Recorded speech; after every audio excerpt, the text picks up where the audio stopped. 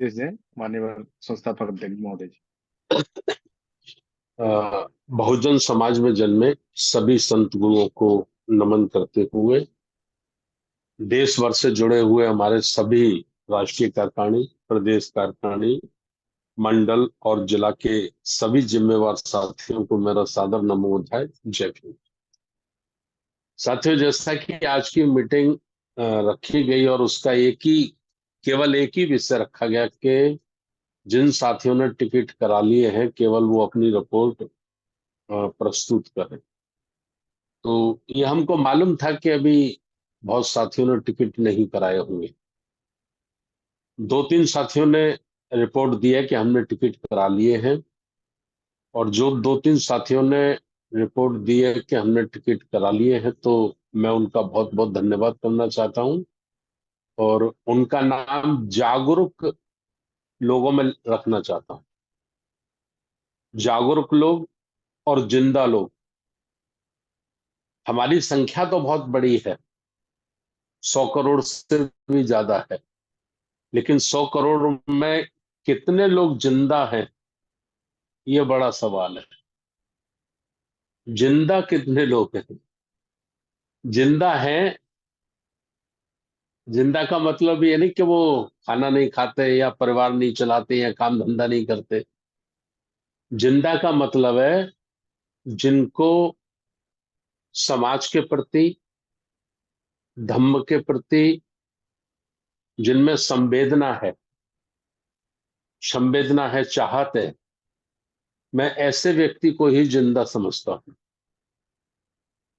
जागरूकता का मतलब है कि जो बात कह दी गई 22 जून को श्रीनगर में, कश्मीर में कह दी गई, उसके बाद 30 जून को जूम मीटिंग पे साथियों से कह दी गई, तो उन साथियों में से कितने साथियों ने अमल किया है? तो जिन्होंने अमल किया है वो वाकई जागरूक हैं और वो कुछ कर सकते हैं। ये सामंतशाही ताकतों से, पूंजीवादी ताकतों से वो लोग लड़ सकते हैं। जो लोग जागरूक नहीं हैं, उनको हम सबको मिलजुल कर जगाने की कोशिश करनी है। तो आज की जो मीटिंग थी ये केवल जगाने के लिए है। टिकट आपको कराने हैं 11 अक्टूबर के शाम 4 बजे तक। आप कोशिश करिए कि आपको नागपुर पहुंचना है। 11 अक्टूबर के शाम के 4 बजे तक आपको नागपुर पहुंचना है। सुबह 9 बजे अशोक विजयदशमी, दिनांक 12 अक्टूबर, दिन शनिवार को आपको सुबह 9 बजे अपने अपने बैनरों के साथ, अपने जिले का बैनर, आपके प्रदेश का बैनर और आपके झंडे पंसील के, और सभी व्हाइट ड्रेस में, सफेद कपड़ों में, सभी को दीक्षा भूमि पहुंचना है। वह दीक्षा भूमि जिस पर आज से 68 वर्ष पूर्व परम पूजनीय बाबा साहब डॉक्टर अंबेडकर जी ने धम्म की दीक्षा लेकर हमें हमारी प्राचीन काल की 2500 वर्ष पुरानी संस्कृति को, 2500 वर्ष पुराने हमारे धम्म को हमें पुनः वापस दिया था। उस पवित्र भूमि पर, उसी जगह पर जहां बाबा साहब ने दीक्षा ली थी, वहीं आप लोगों ने पहुंचना है, दीक्षा लेनी है। जिन्होंने दीक्षा नहीं ली है उन्होंने दीक्षा लेनी है, और जिन्होंने दीक्षा ले ली है वो सीनियर साथी हैं, उनको जूनियर साथियों को दीक्षा दिलवानी है। दीक्षा दिलवाने के लिए उनको वहां रहना है ना। ये हो गया एक पॉइंट क्लियर। ये है कि 11 अक्टूबर दिन शुक्रवार 2024 को शाम 4 बजे तक आप लोगों को नागपुर पहुंचना है। ठीक है। प्रोग्राम यह है कि 12 अक्टूबर को आपकी दीक्षा होगी, और दीक्षा के बाद पूरे दिन आप लोग नागपुर घूमेंगे। पूरे देश भर से लोग आएंगे, आपस में आप लोग मिलेंगे। जो भी किताबें खरीदनी है, ग्रंथ खरीदने हैं, वो सब आप खरीदेंगे। 13 अक्टूबर को दिन रविवार 8 बजे नाश्ता के बाद 9 बजे से हमारा प्रोग्राम शुरू होगा, जिसमें जो साथी दीक्षा लेंगे उनको दीक्षा लेने के बाद उन्हें अपने अंदर कौन से संस्कार लाने हैं, वापिस पहुंचकर जब वो अपने घर गांव शहर पहुंचेंगे तो उनके जीवन में कोई परिवर्तन दिखाई देना चाहिए, उनके जीवन में कोई बदलाव दिखाई देना चाहिए, तो दीक्षा का मतलब है। अगर बदलाव नहीं दिखा दीक्षा लेने के बाद तो फिर दीक्षा लेने का कोई मतलब नहीं। जीवन में बदलाव नजर आना चाहिए, संस्कारों में बदलाव नजर आना चाहिए, व्यवहार में बदलाव नजर आना चाहिए। पड़ोसी को भी लगे, पड़ोसियों को भी लगे कि यार ये कल तक तो कोई दूसरा आदमी था, ये जैसे नागपुर से दीक्षा लेके वापस लौटा है तो ये तो बदल गया, ये तो एकदम जो हम कल्पना भी नहीं कर सकते थे इसके बारे में, ऐसा बन गया है।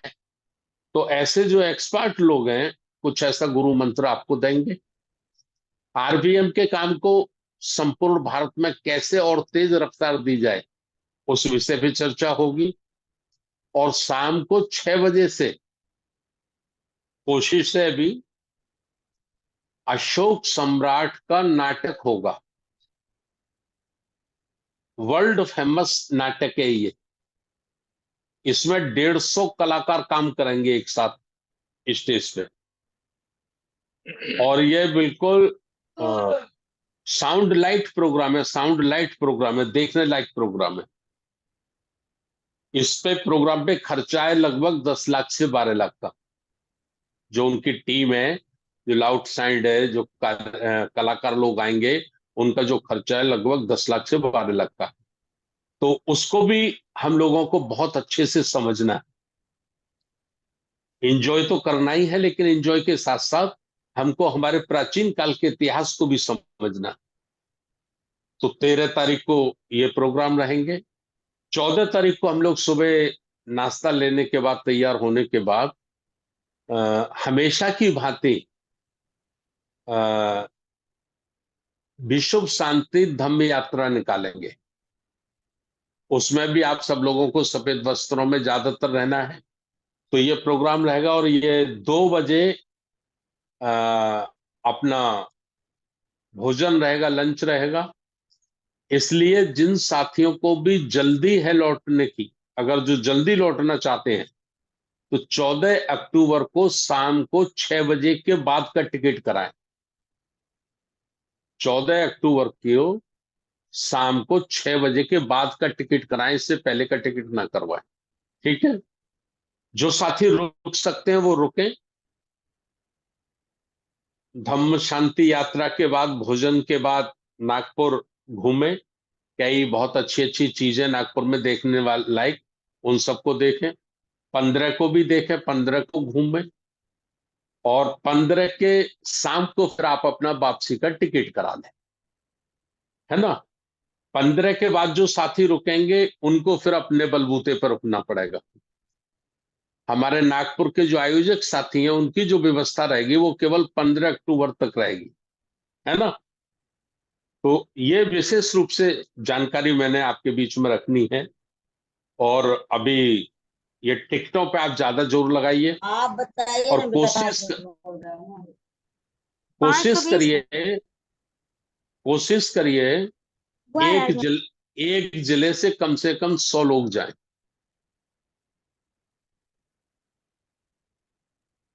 देखिए, टारगेट तो कम से कम बढ़ा रखिए। जो टारगेट रखा जा सकता है, मन में सोच पैदा की जा सकती है, दिमाग में सोच पैदा की जा सकती है, वो कम से कम रखिए कि एक जिले से 100 लोग जाएं। संपूर्ण भारत को तैयार करना है, आरबीएम का ये मिशन है। राष्ट्रीय बौद्ध महासभा का हम सबका मिलजुल कर जो मिशन है, वो संपूर्ण भारत को तैयार करने का है। और ये जो कार्यक्रम है, ये इसका एक बहुत बड़ा जरिया है, माध्यम है, इसके माध्यम से हम लोग अपने मकसद को जल्दी से जल्दी पूरा कर सकते हैं। तो 100 लोगों का टारगेट कम से कम रखिए आप। कितने लोग जा पाएंगे नहीं मालूम, लेकिन कम से कम आप ऐसा रखिए कि भाई एक जिले से 100 लोगों को जाना है नागपुर। ठीक है ना? अभी से आप बना लेंगे कि भाई मेरे स्टेट से 500 लोग चले जाएंगे, मेरे स्टेट से 100 लोग चले जाएंगे, तो ये तो कोई बहुत अच्छी बात मुझे नजर नहीं आ रही। हमको जिला लेवल तक जाना है, और इसीलिए हमने 30 जून को आप लोगों से निवेदन किया था, और मेरे ख्याल 7 जुलाई को भी निवेदन किया था कि एक एक जिले से एक एक अच्छे कार्यकर्ता का नाम, टेलीफोन नंबर आप लोग सेंटर ऑफिस में भेजो, तुरंत भेजो, है ना? जिससे हम वहां दो चार लोगों को लगा देंगे, और वो कन्विंस करेंगे टेलीफोन के माध्यम से, व्हाट्सएप पे बनाकर मैसेज बनाकर उनको देंगे कि भाई आपके जिलों में आपको इस प्रकार से तैयारियां करनी है। ठीक है? होर्डिंग्स लगने हैं, वॉल पेंटिंग होनी है, लेकिन चूंकि अभी ये जुलाई और अगस्त बारिश का समय रहता है, तो इसमें वॉल पेंटिंग ज्यादा अच्छी नहीं हो सकती, होर्डिंग्स भी नहीं लग सकते। तो ये सब हम लोग 15 अगस्त के बाद वॉल पेंटिंग और होर्डिंग्स पे चर्चा करेंगे इसकी तैयारियों के लिए। जब तक पर्चे छपने हैं, अभी हमारे जो आयोजक हैं, संयोजक है इस प्रोग्राम के, ईश्वर कड़वे साहब, और हमारे आईएएस फुलझड़े साहब, वो पर्चा तैयार कर रहे हैं, हो ही गया है लगभग, फाइनल करना है। तो इसमें 4-5 पर्चे छपेंगे। एक पर्चा में कोई और मैटर होगा, दूसरे में कोई और होगा, तीसरे में कोई और होगा। बहुत छोटा पेगा, बहुत छोटा वाला, जिसमें केवल अपील होगी चलने की, नागपुर चलने की अपील होगी। तो वो हम सब बना के आपको दे देंगे। वॉल पेंटिंग का डिजाइन भी आपको बनाएंगे, लेकिन आप लोग सिर्फ अपना माइंड मेकअप करके रखोगे, ये सारा काम होना है ना? अशोक विजयदशमी नागपुर को इस वर्ष ऐसा लगना चाहिए कि वाकई संपूर्ण भारत जैसा बाबा साहब चाहते थे, जो संकल्प बाबा साहब ने आज से 68 वर्ष पहले अशोक विजयदशमी 1956 को नागपुर की धरती पर लिया था, ऐसा लगना चाहिए कि हम उस ओर बड़ी तेजी से आगे बढ़ रहे हैं, और बहुत जल्दी अपने मकसद को पूरा करेंगे। तो ये 2-3 बातें हैं, और पैसा चाहिए, नागपुर यूनिट की हमको मदद करनी है, उनका सहयोग करना है। वो अपना जितना कर पाएंगे कर ही रहे हैं बेचारे, हमको पूरे देश से भी उनकी मदद करनी है। तो एक डायरी भी मेंटेन करना शुरू कर दीजिए आप अभी से, जब तक पर्चे या रशीद बुकें छप रही हैं, तब तक आप डायरी बनाना शुरू कर दीजिए कि हम किस किस व्यक्ति से 10,000 का धम्मदान ले सकते हैं, किस व्यक्ति से हम 5,000 का धम्मदान ले सकते हैं, किससे हम 2,000 का ले सकते हैं। ऐसा बना के रख लीजिए। हमारे पश्चिम बंगाल की बहुत ही एक्टिव है हमारी छोटी बहन स्वाति सरदार ने कहा, देखो हम लोगों को तैयार कर रहे हैं, और ये भी तैयार कर रहे हैं कि उनको पर हेड 2,000 रुपया उधर देना है प्रोग्राम के लिए, है ना? तो इस तरह से आप लोग भी अपने आप को तैयार करिए, मेंटली रूप से तैयार करिए कि हमको धन की भी कोई कमी ना आए। तो बाकी बातें धन पे हम बाद में करेंगे, आज ज्यादा बातें नहीं कर रहे।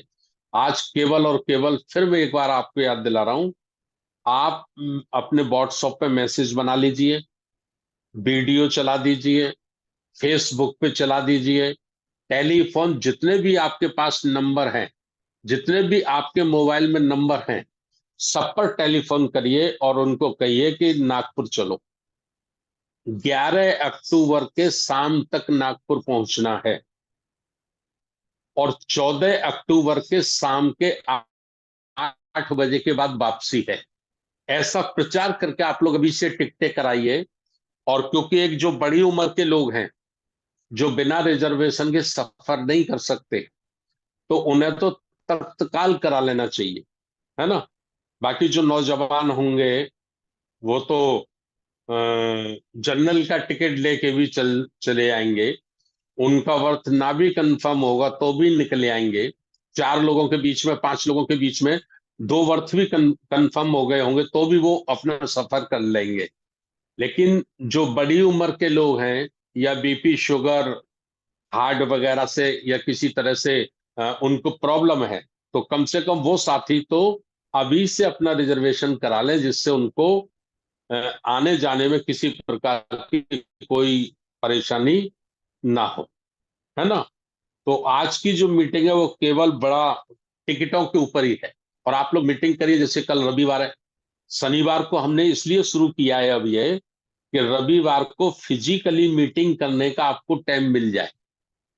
नहीं तो फिर आप कहेंगे कि साहब आप जूम पे ही मीटिंग रख लेते हैं तो उसी में 12 बज जाते हैं, तो हमको टाइम ही नहीं मिलता। तो रविवार को आप लोग सुबह अर्निंग मॉर्निंग में से ही अगर मीटिंग रखिए तो मीटिंग ठीक है, नहीं तो 2-2 लोगों की टीम बनाकर जनसंपर्क शुरू कर दीजिए, जनसंपर्क शुरू कर दीजिए। और समय काफी हो गया, मैं ज्यादा ही अब कहना चाहता। नेक्स्ट वीक मिलेंगे तो फिर और बात करेंगे।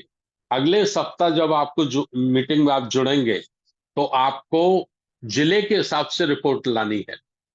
जैसे कोई प्रभारी हैं, हमारे प्रभारी हैं जिन पे 4 राज्य हैं, 3 राज्य हैं, तो वो 3-4 राज्य की रिपोर्ट रखें, है ना। कि भाई मेरे पास में 3 स्टेट का प्रभारी हूं, जैसे आदरणीय बाबूजी जगदीश प्रसाद जी, तो वो 3 प्रदेश हैं उनके पास, है ना।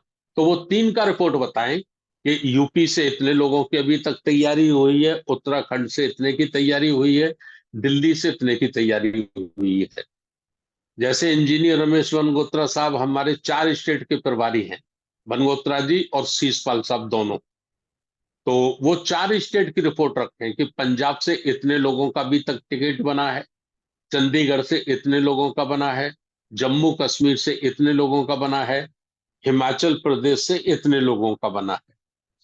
हेमचंद सोलंकी जी और अपने शेषराव शेषराव घांगड़े साहब बम्बई वाले, तो ये 4 स्टेट के प्रभारी हैं, है ना। तो इनको जब आगे अपनी रिपोर्ट रखनी है तो 4 स्टेट की रिपोर्ट रखनी है ना। गुजरात से इतने साथी आएंगे, महाराष्ट्र से इतनी हम तैयारी कर रहे हैं, दमन दीप से हमारे इतने लोग आएंगे, दादरा नगर हवेली से हमारे इतने लोग आएंगे, है ना। जैसे अपने राम प्रसाद बौद्ध जी हैं झारखंड वाले, वो 3 स्टेट के प्रभारी, तो उनको 3 स्टेट की रिपोर्ट रखनी है कि झारखंड से इतने साथी आएंगे, पश्चिम बंगाल से इतने साथी आएंगे और बिहार से इतने साथी आएंगे, है ना। और जब प्रदेश अध्यक्ष को रिपोर्ट रखनी है, प्रदेश अध्यक्ष या प्रदेश प्रभारी या प्रदेश उपाध्यक्ष, तो उनको फिर जिले वाइज रिपोर्ट रखनी है कि साहब मेरे प्रदेश में 35 जिले हैं। जैसे अभी नेपालेश्वर तांडी साहब ने बताया उनके यहाँ 30 जिले हैं। उन्होंने बताया कि 15 जिलों में उनकी कमेटी बन गई है और वो प्रत्येक सप्ताह जूम पे मीटिंग करते हैं और प्रत्येक जिले की रिपोर्ट लेते हैं। तो इसी तरह से आप लोग भी अपने अपने प्रदेश की मीटिंगें शुरू कर लो, शाम को 8 बजे से या 9 बजे से सप्ताह में एक दिन। कम से कम प्रदेश में जितने काम करने वाले लोग हैं, 20 लोग हैं, 30 लोग हैं, 40 लोग हैं, 50 लोग हैं या 10 लोग हैं, तो वो आमने सामने चर्चा तो कर लें, उसमें आप रिपोर्ट अपनी कलेक्ट कर लीजिए। तो अभी इलेक्ट्रॉनिक मीडिया या सोशल मीडिया एक बहुत बड़ा अस्त्र शस्त्र हम लोगों के हाथ में है, और इसका जितना ज्यादा से ज्यादा यूज करना है वो यूज करिए, इस्तेमाल करिए इसका ज्यादा से ज्यादा, है ना। तो ये मैंने आप लोगों से निवेदन किया है। शेष सब मिलते अगले हफ्ता। खास बातें मैंने आपको आज ज्यादा नहीं बताई हैं, केवल यही बताया है टिकटें 11 अक्टूबर की शाम तक 4 बजे तक नागपुर पहुंचना है और 14 अक्टूबर को शाम को 8 बजे के बाद नागपुर छोड़ना है। तो टिकटों पे आप ज्यादा से ज्यादा ध्यान दीजिए। अभी ये पूरे सप्ताह आप लोग टिकटों पे लगो, आप लोग टिकटों पे लगो जब तक हम आपका पर्चा और दूसरा मटेरियल है वो तैयार करते हैं। तो पर्चा मटेरियल दूसरा तैयार हो जाएगा तो फिर नेक्स्ट स्टेप जो होगा उस पे हम लोग काम करना शुरू करेंगे, है ना। और इसकी हलचल पूरे भारत में होनी चाहिए। पूरे भारत में इस बार हलचल होनी चाहिए। जैसा मान्यवर काशीराम साहब का सपना था, है ना, कि बाबा साहब जैसा भारत चाहते थे वैसा भारत हमको बनाना है। तो कांशीराम साहब की इच्छा थी, वो चाहते थे कि भाई अशोक विजयदशमी के दिन 2006 को जब बाबा साहब की दीक्षा के 50 वर्ष होंगे तो स्वर्ण जयंती वर्ष मनाया जाएगा। तो उस वर्ष लगभग 5 करोड़ लोगों की दीक्षा होना चाहिए, ऐसा मान्यवर साहब चाहते थे, है ना। उनकी तमन्ना थी। महाराष्ट्र की भी 2 आम सभाओं में, जनसभाओं में ये बात उन्होंने कही। मध्य प्रदेश की भी 2 सभाओं में ये बात कही। और हम लोगों से तो व्यक्तिगत रूप से जब हम मिलते थे तो वो अपनी ये इच्छा जाहिर करते थे। तो आज बाबा साहब हमारे बीच में नहीं है, मान्यवर काशीराम साहब हमारे बीच में नहीं है, लेकिन हम वाकई उनके चेले हैं, उनके अनुयायी हैं। तो 5 करोड़ तो इकट्ठा नहीं कर सकते हम लोग, लेकिन कम से कम ये दीक्षा ऐसी हो जिसमें बाबा साहब का संकल्प, मान्यवर कांशीराम साहब की इच्छा झलके कि कांशीराम साहब, बाबा साहब के अनुयायियों ने और कांशीराम साहब के चेलों ने कुछ बड़ा काम करके दिखाया है भारत में, कुछ अच्छा करके दिखाया है ना। ऐसा लगे, ये हम ना बोले, ये देश के लोग बोले। हम नहीं कहेंगे ये बात, आप नहीं कहेंगे, आपको लोग कहें कि भाई इस बार जो अशोक विजयदशमी थी नागपुर की, ये इस बार पिछली विजयदशमियों से अलग थी। और पूरे देश में जो पंचशील के झंडे लगाने हैं, हर गांव में, हर मोहल्ले में, हर रोड पे, हर दुकान पे, ये सब कुछ अलग नजर आना चाहिए, है ना। और ये हम सब कर सकते हैं, कोई बड़ा काम नहीं है। बस एक बात मान्यवर काशीराम साहब की मैंने तो गांठ बांध ली है, और वो है तमन्ना सच्ची हो तो रास्ते निकल ही आते हैं। तमन्ना सच्ची हो तो रास्ते निकल ही आते हैं, और तमन्ना झूठी हो तो बहाने भी हजार आते हैं। कांशीराम साहब कहते थे, लायक लोग रास्ते खोजते हैं और नालायक लोग बहाने खोजते हैं। खोजते दोनों हैं, खोजते दोनों हैं, ढूंढते दोनों हैं, लेकिन लायक लोग रास्ते ढूंढते हैं अपनी मंजिल तक पहुंचने के लिए, और नालायक लोग बहाने ढूंढते हैं अपनी नालायकी को छुपाने के लिए। तो हम लोग बाबा साहब के अनुयायी हैं, काशीराम साहब के सिपाही हैं। मुझे लग रहा है ज्यादा से ज्यादा हम वही साथी हैं, सब लोग मिलजुल कर। तो हमें अपने दो ये महापुरुषों की जो इच्छा थी, तमन्ना थी, उसके लिए बड़ा मन लगा के काम करना है, और निश्चित रूप से सफलता मिलेगी। योगेश गौतम साहब, मेरी बात सुन रहे हैं आप? जी सर, जी सर। तो यही मेरा निवेदन है, टिकटों पे ज्यादा, ये पूरा सप्ताह टिकटों पे लगा दो। अभी आपको वेटिंग भी मिलेगा ना, 20 वेटिंग भी मिलेगा, 40 वेटिंग भी मिलेगा, वो भी कंफर्म होगा अभी जो आपको टिकट मिलेगा। समझ रहे कि नहीं? क्योंकि अभी हमारे पास इतना समय है कि हमारा 50 वेटिंग तक भी कंफर्म होगा, मैं आपको गारंटी से कह रहा हूं। लिख लीजिए आप कागज पे, आज की तारीख में आपको अगर 50 तक वेटिंग मिल रहा है तो आप उसको 99% कंफर्म मान के चलिए, कंफर्म होगा वो, चूंकि अभी हमारे पास समय है। ठीक है ना? बहुत बहुत धन्यवाद। नमो बुद्धाय, जय भीम। बहुत बहुत साधुवाद सर, बहुत बहुत धन्यवाद। हम सभी साथियों के बीच में आपने कार्यक्रम को लेकर अपनी बात रखी। और जो स्वास्थ्य सरकार जी ने जो बात पूछी थी पश्चिम बंगाल से, तो वो एक ये कंफ्यूजन थी कि मैं 2,000 रुपये सबको, सबके लिए बोल रही हूँ, तो क्या मैं सही बोल रही हूँ? मतलब वो पूछना चाहती थी न, कि 2 ही 1000 है या कम है, वो न, पूछना चाह रही थी सर। ऐसा है कि वो जो 2-2 हजार बोल रही है वो ठीक है ना। जी जी जी जी। लेकिन हमने इसके साथ ये भी इस बार रखा है कि कोई साथी नागपुर आना चाहता है, वो अपना टिकट तो बनवा सकता है आने जाने का, लेकिन 2,000 रुपये अलग से नहीं दे सकता, आर्थिक रूप से वो संपन्न नहीं है। तो वह व्यक्ति भी रुकना नहीं चाहिए, उसको भी नागपुर आना चाहिए, उसको भी लेके आना है। जी तो उसके हिस्से की भरपाई कहां से होगी? जी उसके हिस्से की भरपाई होगी हमारे जो अधिकारी हैं, हमारे जो कर्मचारी हैं, हमारे समाज में जो ठेकेदार हैं, थोड़ा कमाते धमाते हैं, तो उनसे भी हमको कलेक्शन करना है, जिससे हम जो निर्धन व्यक्ति है और नागपुर आना चाहता है, तो पैसे के कारण वो रुक ना जाए। बात समझ जी पा रहे हो कि नहीं आप?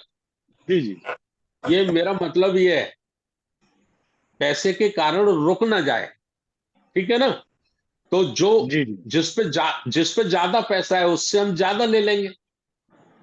बहुत सारे लोग ऐसे होंगे जो नहीं आ पाएंगे, उन पे टाइम नहीं है, तो हम कहेंगे भाई आप पे टाइम नहीं है तो आप 2,000 रुपये दे दीजिए हमको, आपके पैसे से हम किसी दूसरे को ले जाएंगे। क्यों? जी सर जी। तो ये बात है, बस वो ठीक है उनका, स्वाति जी का ठीक है, वो करें, अच्छा काम कर रही हैं, और बहुत उनका सेंसर काम करता है, वो पहले से ही अच्छी प्लानिंग करती है। ठीक है ना? जी जी जी। चलिए, धन्यवाद।